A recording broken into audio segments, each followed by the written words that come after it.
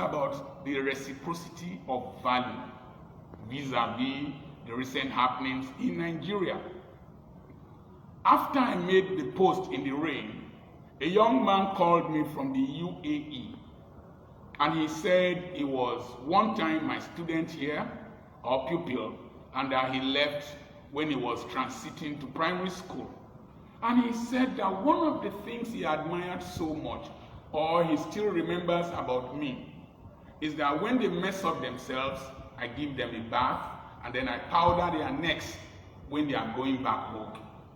And that's just, they were about, 3, 4 years old then, and now he's an adult, and he still remembers that singular act.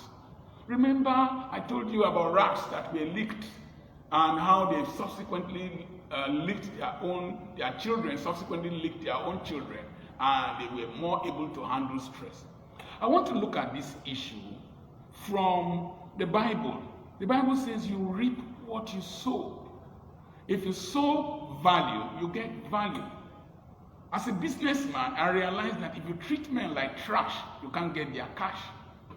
If you treat men like royalty, you get their loyalty. When I go to carry school children sometimes, I use my SUV, I put on the AC to carry school children. And the resultant effect is that the children love the school and they love me.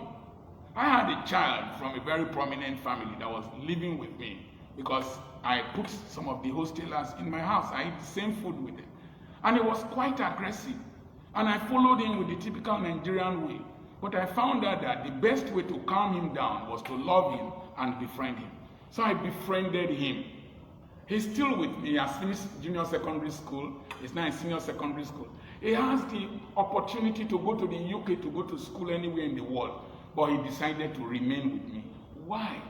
I showed him value, and he's reciprocating with valuing me.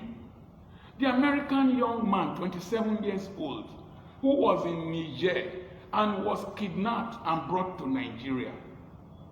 The Americans stationed an aircraft carrier in the Gulf of Guinea.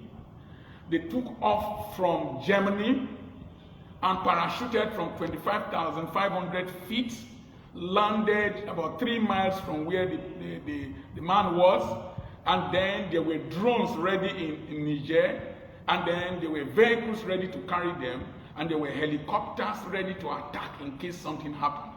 In 5 days, America was able to pull this stunt through, and then they airlifted the man. I'm sure they must have moved his wife and his daughter far away, and then took the young man. I'm sure he's reunited with his family by now, and killed the 6 of the 7 hostage takers.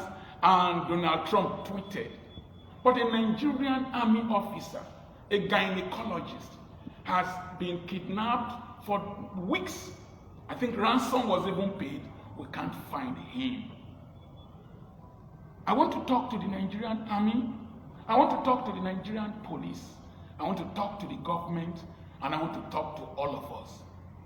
You are of no consequence. You are of no value in a dysfunctional society.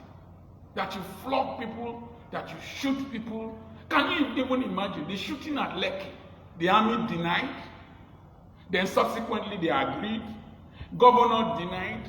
Subsequently they said governor agreed or whatever. They did not even know who ordered who. Can you imagine such gross inefficiency and dysfunctionality? Can you imagine that, assuming that man was a Nigerian kidnapped in Burkina Faso, will Nigeria go and rescue that young man? What happened when Nigerians were being traumatized in South Africa, burnt to death, killed? Who airlifted them? It was Air Peace. It wasn't the federal government. It was an individual effort. Do you think that that young man that was airlifted from Nigeria, rescued, that operation will cost Nigeria about 7 billion before we even pass budget? As the network might even malfunction. They might even debate which tribe to send to go and rescue him. They might even say that maybe he's an Igbo man, so who sent him there? Igbo people, they too like money.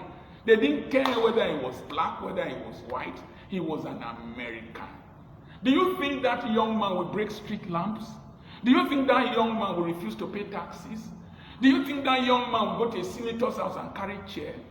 You reap what you sow. If you sow value, the society reciprocates you by valuing the society. Let's not blame hoodlums. Let's not blame foodlums. Let's not blame touts. If government can sponsor touts, then the touts can become self-employed and become hoodlums. When they go to rig elections, you call them thugs. When they carry ballot boxes, you call them thugs. Now they've decided to be self-employed. You are now calling them hoodlums. If they had food, civil defense man won't carry bags of rice. Somebody with one leg will not go carry a bag of rice. Somebody will not break his head to carry a bag of rice. 2 girls will not die because of stampede. The society we are breeding in Nigeria, unless we create value, you shoot your youths and you want them to come for youth service. Because if you can kill youths and shoot youths, deny, then subsequently agree that you cannot hold any person responsible because it is a military tradition. But America holds their military responsible for misbehavior in another land. If I don't feel safe in my land, I don't have value for that land. But some of us owe this country because this country has given us the best. A lawyer was just here and I told him I have 30 toilets in this building and they are treated like airport toilets. It is because I had good toilets in the schools I attended. I lived in a single room in the University of Ibadan. I ate breakfast very cheaply, drank free tea. I owe this country. Do our children owe this country? The law of reciprocity of value. Even if you treat a madman nicely, he will keep coming to your gate. God bless Nigeria. God bless our youths. God bless my generation with wisdom to create a new nation. I remain your friend, Dr. Charles Apoki. Keep listening to Word and Wisdom Time. And you can share this post on Twitter, on Instagram, on your Facebook pages. Let's go to the philosophical level of changing this country. Go to my blog, Dr. Apoki's blog. People from 103 nations visit that blog. Make comments. Go to my bookshop online, Dr. Apoki, petrapublications.com, and buy the books and my messages. You can also listen to my radio program every Wednesday, 6:30 a.m. on Quest FM 93.1. I'm your friend, Dr. Charles Apoki. There is hope for this country. God bless you.